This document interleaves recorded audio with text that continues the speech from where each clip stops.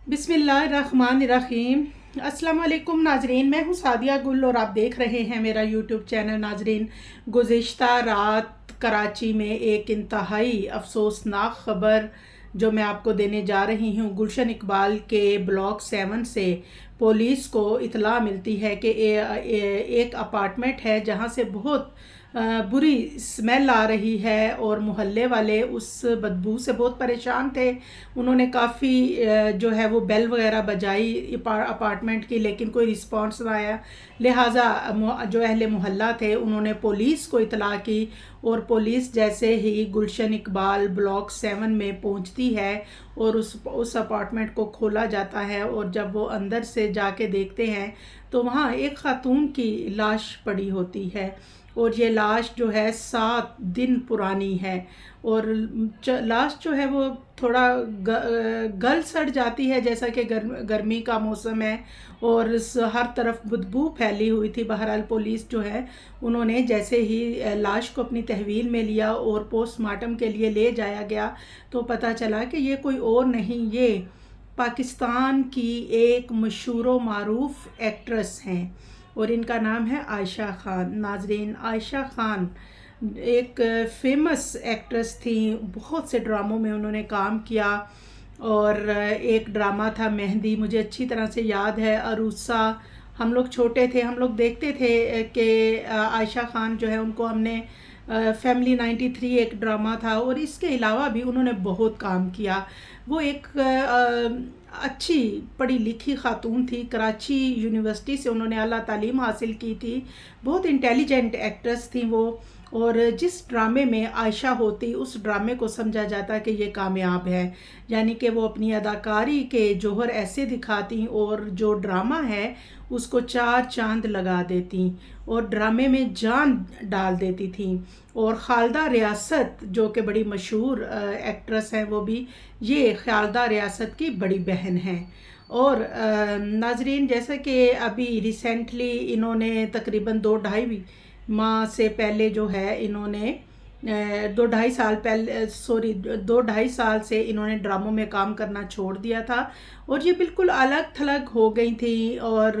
सिर्फ अपने घर तक महदूद थी, तन्हाई पसंद हो गई थी। आखिर के दिन इन्होंने बिल्कुल अपने आखिरी ज़िंदगी के दिन जो हैं वो तन्हाई में गुजारे। एज इनकी 77 यानी 77 साल थी और बताया जाता है कि इनके 2 बच्चे हैं। पुलिस इनकी डेड बॉडी जैसे ही इनकी डेड बॉडी को सरजानी के सर्द खाने में फ़िलहाल रख दिया गया है, क्योंकि जहाँ तक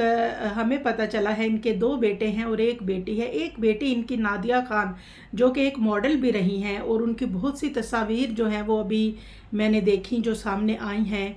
और इसके अलावा एक बेटा इनका कराची होता है और वो बहुत लग्जरी लाइफ गुजार रहा है। इसके अलावा दूसरा बेटा इस्लामाबाद होता है और वो भी वहाँ पे वेल सेटल है अपनी फैमिली के साथ। अब नाजरीन, जो आयशा खान है इनकी मौत सबके लिए एक गहरा सदमा है, लेकिन एक चीज़ जो मुझे क्या आप सबको परेशान कर रही होगी कि चलें बच्चे तो एक एज ऐसी आती है कि बच्चों की एक अपनी लाइफ शुरू हो जाती है, लेकिन मैं समझती हूँ कि ये बहुत गलत बात है। लानत है ऐसी ज़िंदगी पे, ऐसी लग्जरी पे जिसमें आप माँ को साथ नहीं रख सकते। माँ अल्लाह ताला का एक अजीम तोहफ़ा है और जब यही माएँ दुनिया से चली जाती हैं तो फिर कब्रिस्तान जाना पड़ता है इनको मिलने के लिए। उनके दोनों बेटे, एक बेटा शायद बाहर है, एक इस्लामाबाद या कराची, अभी मुझे इसके बारे में कंफर्म नहीं है, लेकिन बताया यही जा रहा है कि वो इस्लामाबाद में है, एक बेटा बाहर है। अब उनकी तदफीन जो है वो करनी है और इस वक्त वो सरजानी के सर्द खाने में है। इंतज़ार किया जा रहा है कि उनका बेटा आए और वो मिल के फैमिली वाले बताएं कि इनकी तदफीन करनी है। और नाजरीन, क्योंकि उन्होंने एक बड़ा अरसा काम किया टीवी ड्रामों में, बहुत से एक्ट्रेस ऐसे होंगे जिनके साथ उन्होंने काम किया। तहमीना खालिद जो कि खालिद अनम की वाइफ हैं, वो उनकी एक दोस्त भी थी और मुझे इस चीज़ पे बहुत हैरत हुई कि 7 दिन एक घर, आस पड़ोस के लोग, हमारे पड़ोसी ہم جن کے بارے میں اللہ تعالیٰ نے بھی ایک حکم دیا ہے کہ ان کا خیال رکھا جائے، وہ ایک بوڑھی خاتون اکیلی رہ رہی تھیں، تو کیا کسی پڑوسی کو خیال نہیں آیا کہ 7 سے 10 دن تک اس فلیٹ میں کوئی آیا گیا نہیں، تو ہمیں معلوم کرنا چاہیے؟ اور جب سمیل آئی تو بدبو آئی تو پڑوسی بھاگے جی پولیس آ جائے۔ تو ناظرین، ایک خاتون اکیلی ہیں، بوڑھی ہیں، اتنی ایج ہے ان کی، اور جو ان کی موت ہے اس کے بارے میں فی الحال جو ہمارے پاس میڈیکل رپورٹ آئی ہے اس کے مطابق یہی ہے کہ یہ ان کو رات کو کہیں گھبراہٹ ہوئی ہے اور یہ اپنے بیڈ سے اٹھی ہیں، جگ اور گلاس قریب ہی رکھا ہوا تھا، اور شاید یہ اٹھی ہیں پانی پینے کے لیے، لیکن ان کو اٹیک ہوا اور یہ وہیں گری، اور ظاہر ہے گھر اندر سے بند تھا، کوئی میڈ نہیں تھی، کوئی لک آفٹر کرنے والا نہیں تھا، لہٰذا 7 دن ان کی ڈیڈ باڈی اندر پڑی رہی اور کسی کو بھی معلوم نہ ہو سکا۔ انتہائی افسوسناک بات، اور یہ ان کے بچوں کا قصور ہے۔ میں کبھی بھی یہ نہیں کہوں گی کہ ان کے بچوں کا قصور نہیں ہے۔ اگر آپ کے والدین خود بھی آپ سے الگ رہنا چاہتے ہیں، تنہائی پسند ہو گئے ہیں، یا اس عمر میں آ کے کچھ ایسی چیزیں ہوتی ہیں جو کہ نیو جنریشن یا بچے جو ہیں وہ سمجھتے ہیں کہ یہ ہمیں ڈسٹرب ہو رہے ہیں ہم اس وجہ سے، تو بھی جب والدین کہیں اکیلے رہتے ہیں تو بچوں کا یہ حق بنتا ہے کہ ان کی لک آفٹر کریں، کوئی ایسا بندہ ہائر کریں جو 24 گھنٹے کی میڈ مل جاتی ہیں، اب تو وہ زمانے ہی نہیں ہے،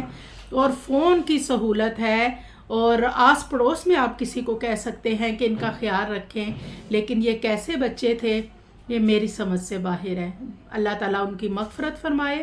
اور اللہ تعالیٰ ان کے دانستہ نادانستہ گناہ معاف فرمائے، اور اللہ تعالیٰ ان کو، عائشہ خان کو، وہ اس دنیا سے چلی گئی ہیں، اللہ تعالیٰ انہیں جنت الفردوس میں جگہ عطا فرمائے۔ دعاؤں میں یاد